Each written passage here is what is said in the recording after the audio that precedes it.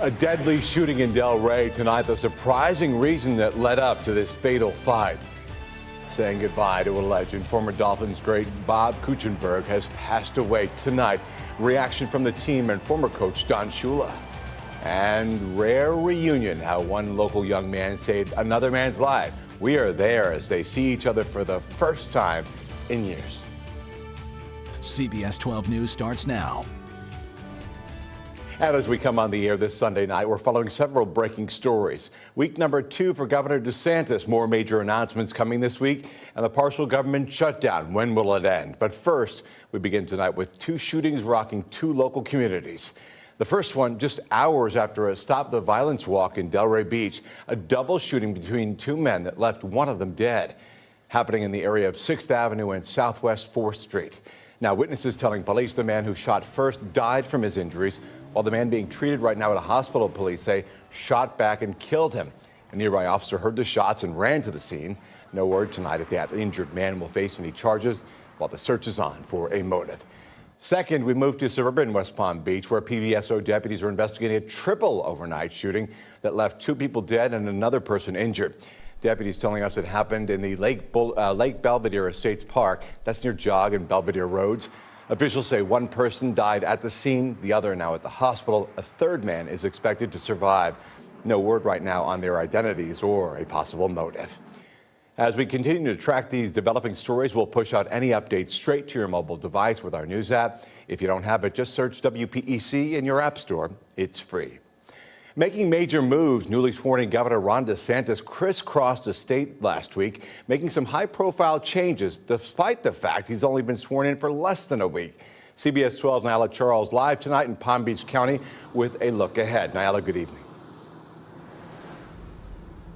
Good evening, Paul. Governor Ron DeSantis only had 4 working days on the job and still made some major decisions. Many of those promises he made on the campaign trail.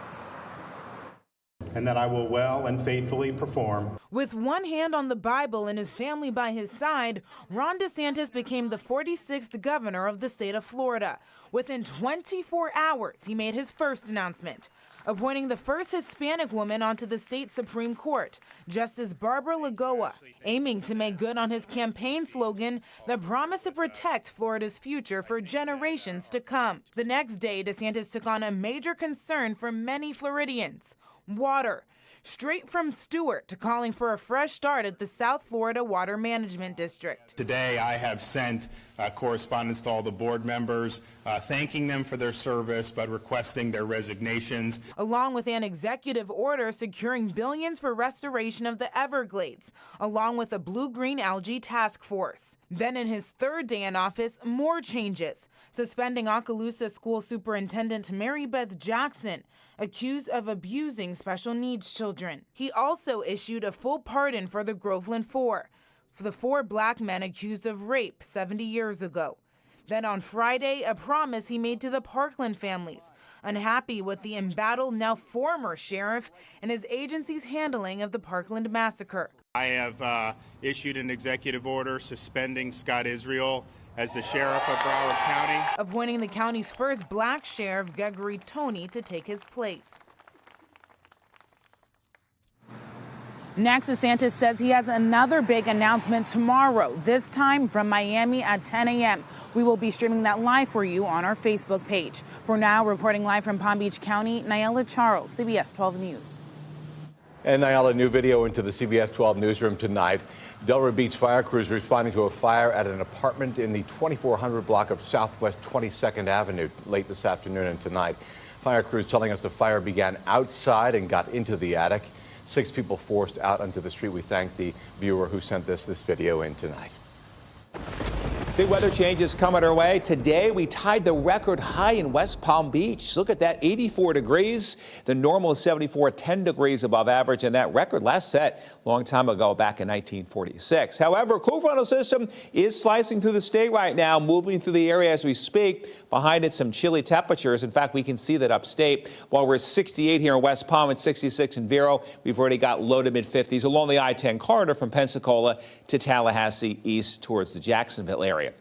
For the rest of tonight in Palm Beach County, it's not going to go down all that much. We're still going to stay above normal, dropping down to the low 60s at the coast, some mid to upper 50s inland. And for those of you on the Treasure Coast, coming up in minutes, we'll take a look at your town-by-town lows. The coldest morning, Tuesday and Wednesday morning. We'll take a look at the lows where you are, and the wind and seas forecast coming your way as well. A lot to talk about, Michael. Thank you.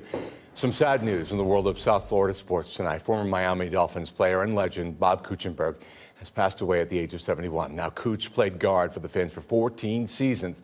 The six-time Pro Bowler and two-time Super Bowl champ died on Saturday.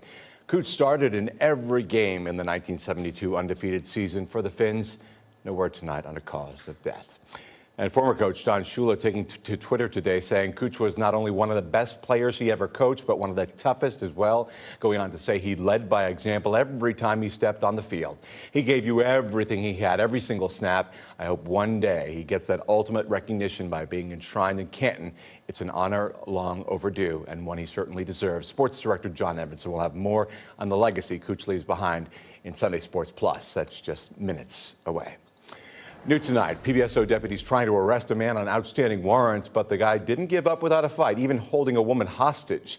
The deputies tracked down this guy you see here, Michael Diaz, at the Country Inn restaurant in Lake Worth. That's when Diaz drove off, losing control of the car, and then deputies say burglarizing a house with its owners inside. Now, in addition to the earlier charges, Diaz faces a handful of new charges.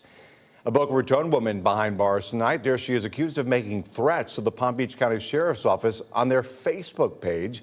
Deputies arrested 66-year-old Jill Hoffman using an alias, then finding more than 100 comments on their Facebook page, including, quote, "How about building yourselves coffins and jumping in them? You're going to need them."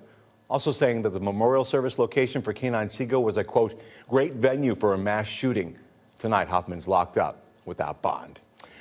Right now, let's go ahead and take a live look at the nation's capital, at the White House, actually, as we're in day 23 of the partial government shutdown. Negotiations right now at a standstill between President Trump and congressional Democrats. The sticking point, as we know, Democrats won't agree to fund the president's border wall. And the longest shutdown in history, the topic of the Sunday morning political shows this morning with both sides and hundreds of thousands of federal employees all hoping for a resolution. For the very latest tonight, we turn to reporter Meg Oliver. The partial government shutdown is now in its fourth week, but talks to end it have stalled.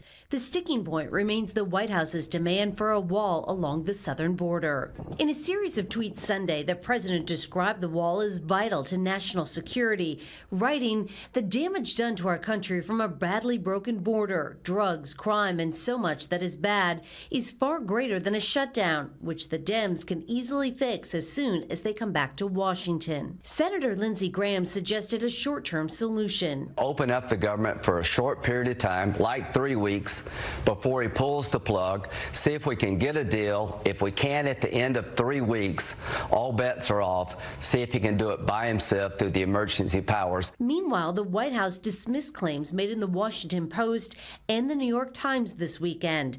The Post said Mr. Trump had gone to extraordinary lengths to hide details of his meetings with Russian President Vladimir Putin. The Post said the president even took his interpreter's notes. Why is this President Trump's best buddy?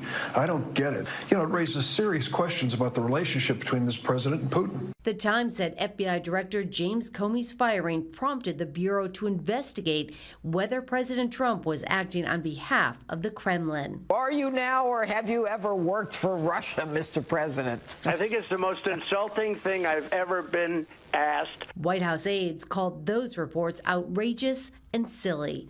Meg Oliver, CBS News, New York.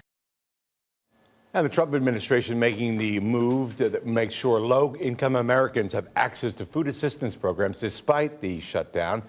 February SNAP benefits will be available earlier than usual by January 20th. School meals and after-school assistance programs will also be funded through March. Pardon me. He saved my life. Simple but very powerful words, one man said to another. CBS 12's James Torres tonight shows us the cancer patient and the man who gave him a second chance. Today, their first chance they met face to face. We all have a hero, but we don't all have a hero that is less than half of our age. That's the case here with two men named Ryan and Julio. If you saw them today, you'd think they've been best friends for life, but they're actually seeing each other for the first time. I was diagnosed with AML leukemia in 2015, November, and saddest day of my life. Through the Gift of Life Bone Marrow Registry, Julio Rivera found relief to his condition. His name is Ryan Corning. He thought to donate bone marrow 6 years ago after a high school presentation. I never thought I was going to get called. I thought I was just going to be a number in the presentation.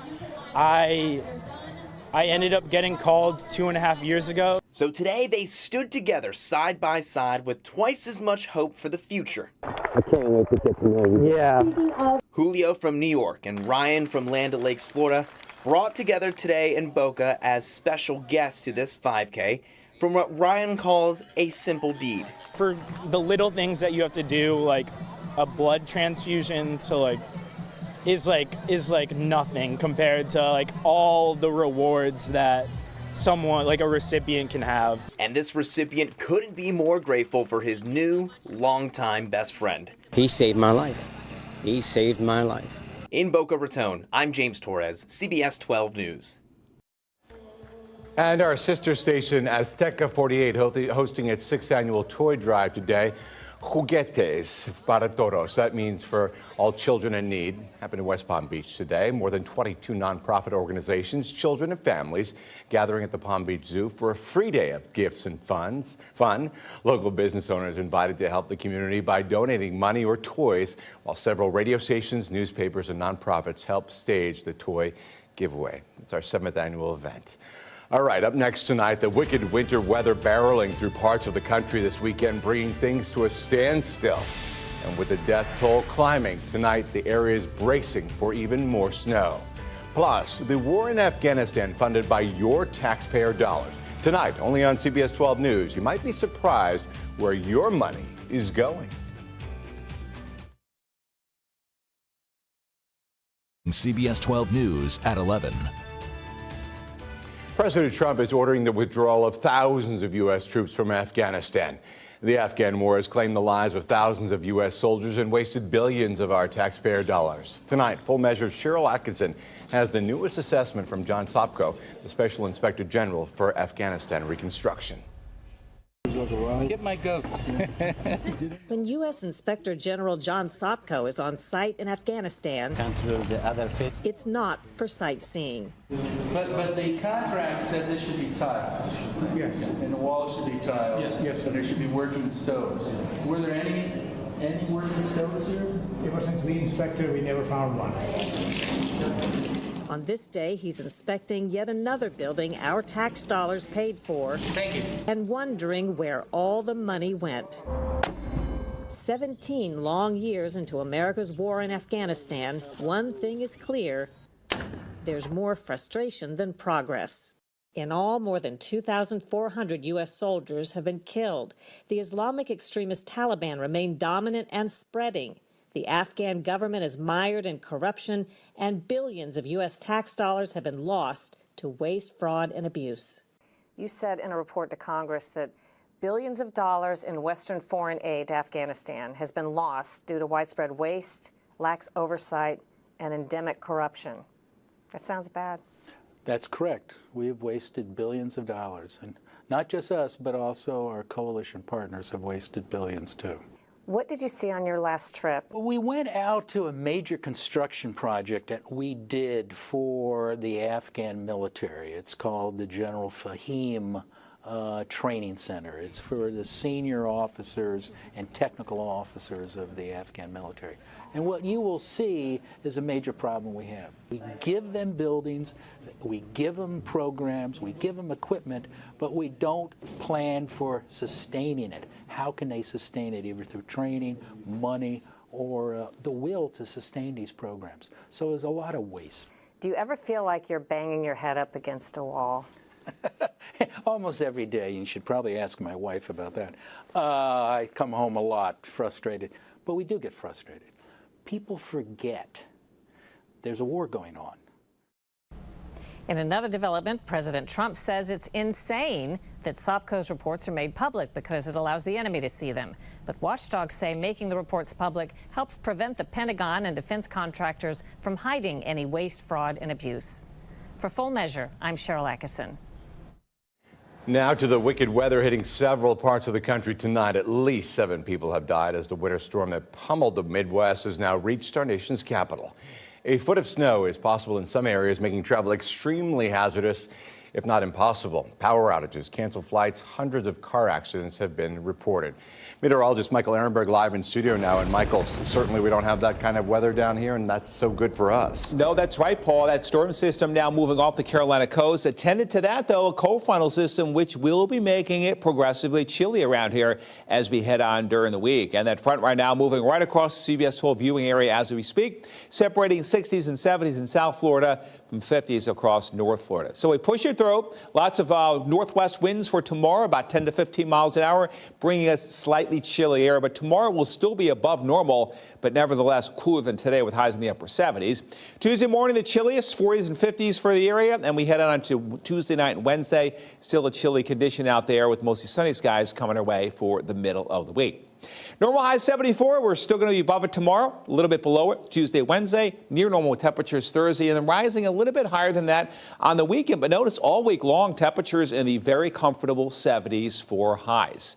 So Monday morning, upper 50s Treasure Coast, low to mid 60s Jupiter to Boca as you head out the door to work or school, low to mid 70s for highs in the afternoon. Tuesday morning, getting a little chilly in spots, extra blanket needed. Okeechobee, Indiantown, mid to upper 40s for you, upper 40s Vera down to Fort Pierce, and we're looking at mid to upper 50s, Stewart on down to Boca Raton, near or a little bit below normal.